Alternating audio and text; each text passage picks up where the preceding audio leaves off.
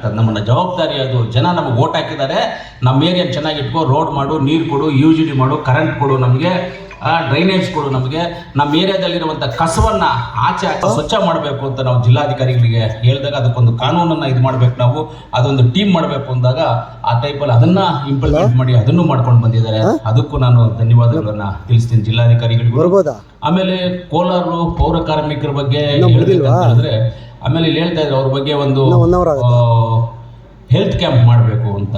ಪೌರ ಕಾರ್ಮಿಕರಿಗೆ ಪ್ರತಿಯೊಂದು ತಿಂಗಳು 2 ತಿಂಗಳಿಗೊಮ್ಮೆ ಅವ್ರಿಗೆ ಹೆಲ್ತ್ ಚೆಕಪ್ ಎಲ್ಲವನ್ನು ಮಾಡೋದಕ್ಕೆ ಪ್ರಾವಿಷನ್ ಇದೆ. ಮಾಡಲೂಬೇಕು, ಮಾಡಿಕೊಳ್ಳಬೇಕು. ಅವರು ಅದರಲ್ಲಿ ಏನು ಹಿಂದೆ ಹೋಗಂಗೇನು ಇಲ್ಲ, ಅದನ್ನು ಮಾಡ್ಕೊಳ್ಳೇಬೇಕಾಗ್ತದೆ. ಯಾಕಂದರೆ ಎಲ್ಲರ ಮನಸ್ಸಲ್ಲಿ ತುಂಬ ಗಲೀಜಿರ್ಬೋದು, ಆದರೆ ನಮ್ಗೆ ಗೊತ್ತಾಗೋದಿಲ್ಲ. ಆದರೆ ನಿಮ್ಮ ಕೈಯಿಂದ ಗಲೀಜನ್ನು ಎತ್ತಿ ಆಚೆ ಹಾಕಿ ಮಾಡ್ತಿರಲ್ಲ, ಅದಕ್ಕಿಂತ ಶುದ್ಧವಾದಂಥ ಕೆಲಸ ಯಾವ ಕೆಲಸನೂ ಇಲ್ಲ ಈ ಪ್ರಪಂಚದಲ್ಲಿ. ಯಾವ ಕೆಲಸವೂ ಇಲ್ಲ ಅದಕ್ಕಿಂತ ಶುದ್ಧವಾದಂಥ ಕೆಲಸ. ಅಷ್ಟು ಶುದ್ಧವಾದಂಥ ಕೆಲಸ ಏನಾದರೂ ಮಾಡ್ತೀರಂದರೆ ಅದು ಪೌರ ಕಾರ್ಮಿಕ ಮಾತ್ರ ಅನ್ವಯಿಸುತ್ತೆ, ಅದು ಪೌರ ಕಾರ್ಮಿಕರಿಗೆ ಮಾತ್ರ ಅನಿಸುತ್ತೆ. ಆದ್ದರಿಂದ ಪೌರ ಕಾರ್ಮಿಕರಿಗೂ ನಾನು ಈ ದಿನದಂದು ಹೇಳೋದಿಷ್ಟೇ, ಯಾವಾಗಲೂ ರಾಜ್ಯ ಸರ್ಕಾರ ಆಗ್ಬೋದು, ನಾವಾಗ್ಬೋದು, ಜನಪ್ರತಿನಿಧಿಗಳಾಗ್ಬೋದು, ನಿಮ್ಮ ಪರವಾಗಿರ್ತೀವಿ.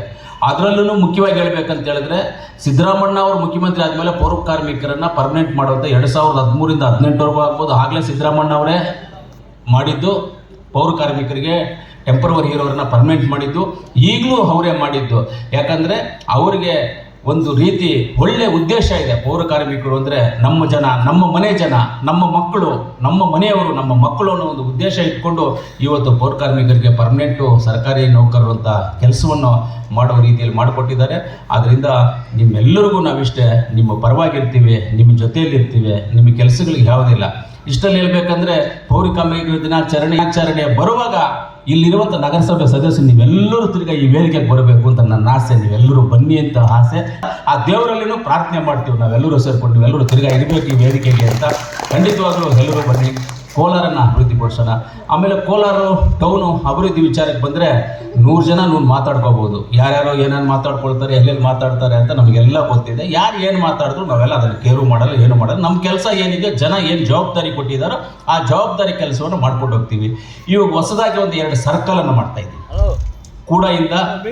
ಕೂಡ ಡೆವಲಪ್ಮೆಂಟ್ ಅಂದರೆ ಕೋಲಾರ ಡೆವಲಪ್ಮೆಂಟ್ ಅಥಾರಿಟಿಯಿಂದ ನಮ್ಮ ಹನೀಫನ್ನವ್ರನ್ನೆಲ್ಲ ಕೂತ್ಕೊಂಡು ನಮ್ಮ ಏನು ಜಿಲ್ಲಾ ಪಂಚಾಯಿತಿ ಆಫೀಸ್ ಹತ್ರ ಶ್ರೀನಿವಾಸಪುರಕ್ಕೆ ಹೋಗುವಂಥ ರೋಡ್ ಹೋಗುವಂಥ ಸರ್ಕಲ್, ಬೊಂಬು ಬಜಾರು ಶ್ರೀನಿವಾಸಪುರಕ್ಕೆ ಹೋಗುವಂಥ ಸರ್ಕಲ್ ಇದೆ.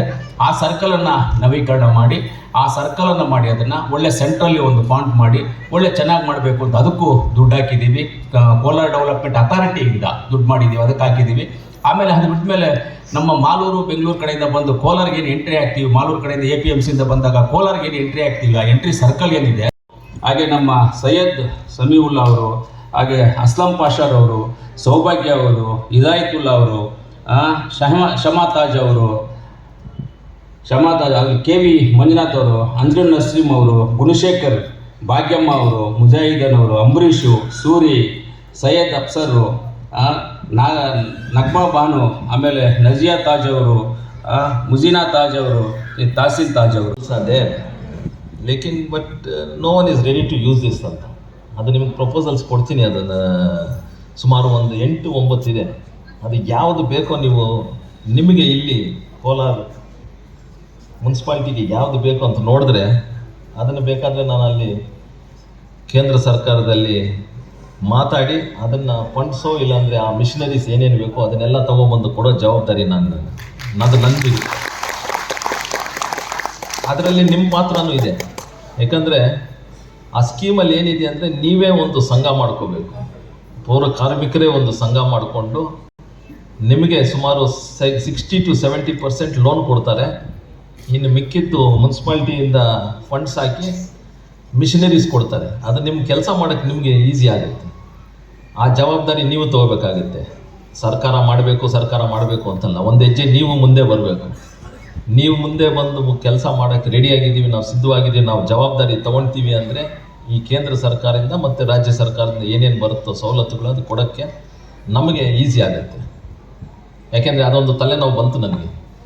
ಅದೆಲ್ಲ ಹೇಳಿದ ಮೇಲೆ ಆಫೀಸರ್ ಕೂತ್ಕೊಂಡು you have to make a committee sir, and ಯಾರು ಕೆಲಸ ಮಾಡ್ತಾರೋ ಪೌರ ಕಾರ್ಮಿಕರಿಗೆ ಅವರೇ ಕಮಿಟಿ ಮಾಡಬೇಕು, ಕಮಿಟಿಯಲ್ಲಿ ಇರಬೇಕು, ಅದರಲ್ಲೇ ಒಬ್ಬರು ಅಧ್ಯಕ್ಷರು ಇರಬೇಕು, ಸುಮಾರು 9 ಇಂದ 10 ಜನ ಕಮಿಟಿ ಮೆಂಬರ್ಗಳಾದರೆ ಈ ಸವಲತ್ತುಗಳೆಲ್ಲ ಈಸಿಯಾಗಿ ಸಿಗುತ್ತೆ ಅಂತ.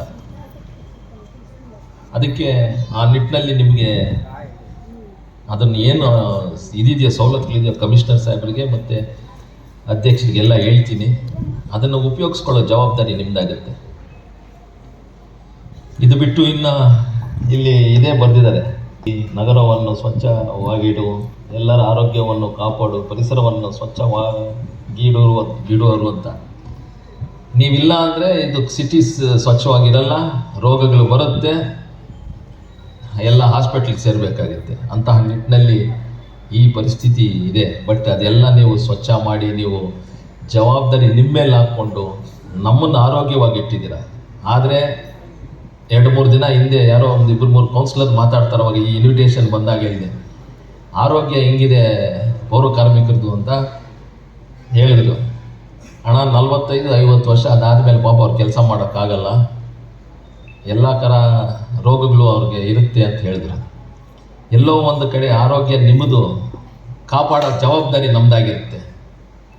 ಆ ಹೆಲ್ತ್ ಅಂತ ಏನೊಂದು ಆರೋಗ್ಯ ಅಂತ ಏನಿದೆಯೋ ಅದನ್ನು ಕಾಪಾಡೋ ಜವಾಬ್ದಾರಿ ಇಲ್ಲಿರೋ ಶಾಸಕರಾದರೂ ಆಗಲಿ, ಸಂಸದರಾಗಲಿ, ಪ್ರೆಸಿಡೆಂಟ್ ಆದರೂ ಆಗಲಿ, ಕಮಿಷನರ್ ಅದಿರುತ್ತೆ. ಏನು ಒಂದು ಹೆಲ್ತ್ ಬೆನಿಫಿಟ್ಸ್ ಅಂತ ಏನು ಕೊಡೋಕ್ಕೆ ರೆಡಿ ಸಿದ್ಧವಾಗಿದ್ದಾರೋ ರಾಜ್ಯ ಸರ್ಕಾರದಿಂದ, ಕೇಂದ್ರ ಸರ್ಕಾರ, ದಯವಿಟ್ಟು ಅದನ್ನೆಲ್ಲ ಉಪಯೋಗಿಸ್ಕೊಳ್ಳಿ. ಸ್ಪೆಷಲ್ಲಾಗಿ ಏನಾದರೂ ಮಾಡಬೇಕಂದ್ರೆ ದೇವರಾಜ ಅರಸ್ ಮೆಡಿಕಲ್ ಕಾಲೇಜ್ ಅವ್ರದ್ದು ಒಂದು 2-3 ಕೆಲಸಗಳು ಮಾಡಿಕೊಟ್ಟಿದ್ದೀನಿ. ನಿಮಗೇನಾದರೂ ಬೇಕು ಅಂದರೆ ಯಾವುದಾದ್ರೂ ಸ್ಪೆಷಲ್ ಸ್ಕೀಮ್ ಆಗಬೇಕಂದ್ರೆ ಹೇಳಿ, ಮೆಡಿಕಲ್ ಕಾಲೇಜ್ ಅವ್ರಿಗೆ ಹೇಳಿ, ಆ ಸ್ಕೀಮ್ಸ್ ರೆಡಿ ಮಾಡಿ ಪೌರ ಕಾರ್ಮಿಕರಿಗೆ ಸ್ಪೆಷಲ್ಲಾಗಿ ಮಾಡಿಕೊಡ್ಬೇಕು ಅಂತ ನಾನು ಒತ್ತಡ ಹಾಕ್ತೀನಿ, ಶಾಸಕರು ಒತ್ತಡ ಹಾಕ್ತಾರೆ. ಜವಾಬ್ದಾರಿ ನಾನು ತೊಗೊಳ್ತೀನಿ. ಮೆಡಿಕಲ್ ಕಾಲೇಜ್ ಅವ್ರಿಗೆ ಹೇಳಿ, ಆ ಜವಾಬ್ದಾರಿ ನನ್ನದು, ಅದನ್ನು ಮಾಡಿಕೊಡ್ತೀನಿ. ಅದು ಏನಿದೆಯೋ ನೀವು ಕರೆಕ್ಟಾಗಿ ಕೂತ್ಕೊಂಡು ಮಾತಾಡಿ ಹೇಳಿದರೆ ಆ ಕೆಲಸ ಮಾಡಿಕೊಡ್ತೀನಿ ಅಂತ ಹೇಳ್ತಾ ಇದ್ದೀನಿ. ಇನ್ನೊಂದು ಸತಿ ನಿಮಗೆಲ್ಲ ನಮಸ್ಕರಿಸುತ್ತಾ, ಯಾಕಂದ್ರೆ ನೀವಿಲ್ಲ ಅಂದರೆ ಕ್ಲೀನ್ಲಿನೆಸ್ ಇಲ್ಲ ಅಂತ ಹೇಳ್ತೀನಿ. ದಯವಿಟ್ಟು ಏನು ಇವತ್ತು ಇಲ್ಲಿ ಎಲ್ಲರೂ ಕೂತ್ಕೊಂಡು ಮಾತಾಡ್ತೀವೋ, ಇವಾಗ ಅಷ್ಟು ಕ್ಲೀನಾಗಿ ಬಂದು ಕೂತ್ಕೊಂಡು ಇದೆಲ್ಲ ಮಾಡ್ತಾ ಇದ್ದೀವಿ, ಅದೆಲ್ಲ ನಿಮ್ಮದಿಂದ ಅಂತ ಹೇಳ್ತಾ ನಾನು 2 ಮಾತು ಮುಗಿಸ್ತಾ ಇದ್ದೀನಿ. ಜೈ ಹಿಂದ್, ಜೈ ಕರ್ನಾಟಕ. ಚೇಂಜ್ ಮಾಡ್ಕೊಡ್ರಪ್ಪ, ಏನಾದ್ರು ಬರೀ ಕ್ಲಾಸ್ಗೆ ಕೊಡ್ತಾ ಇರಪ್ಪ ಅವ್ರಿಗೆ. 4 ಕ್ಲಾಸ್ಗೆ ಆಗ್ಬಿಟ್ಟಿದೆ ಇವಾಗ. ಮುಂದೆ ಚೇಂಜ್ ಮಾಡಿಕೊಡಿ. ಒಂದು ತಂಡ ದ್ವಿತೀಯ ಬಹುಮಾನ ನಾರಾಯಣ ಸ್ವಾಮಿ ಟಿ, ರವಿಕುಮಾರ್ ಟಿ, ಶಶಿಕಲಾ ತೃತೀಯ ಬಹುಮಾನ, ತೃತೀಯ ಬಹುಮಾನ ಪಲ್ಲವಿ,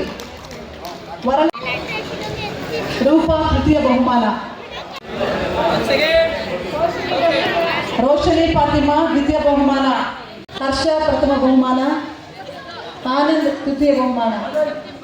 ಬಹುಮಾನ 40 ವರ್ಷ ಒಳಗಿನ ಪುರುಷರ 100 ಮೀಟರ್ ಓಟ ರನ್ನಿಂಗ್ ರೇಸ್ ಬಹುಮಾನ, ದ್ವಿತೀಯ ಬಹುಮಾನ ಪಲ್ಲವಿ.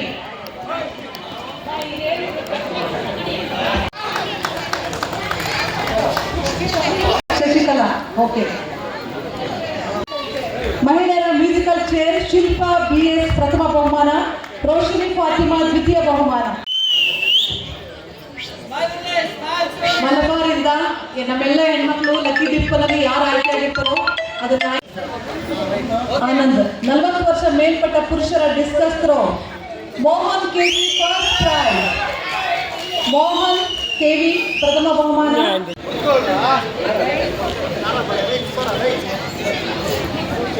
ಏನೋ ಒಂದು ಮಾತಾಡ್ರಿ. ದ್ವಿತೀಯ ಬಹುಮಾನ ಕೋಲಾರ ಈಗಲ್ಸ್ ತಂಡ ಕ್ರಿಕೆಟ್ ಟ್ರೋಫಿಯನ್ನು ಪಡೆದುಕೊಂಡರು. ಬಹುಮಾನ ಹರ್ಷ. ಆನಂದ್ ದ್ವಿತೀಯ ಬಹುಮಾನ, ಹರ್ಷ ಪ್ರಥಮ ಬಹುಮಾನ, ದ್ವಿತೀಯ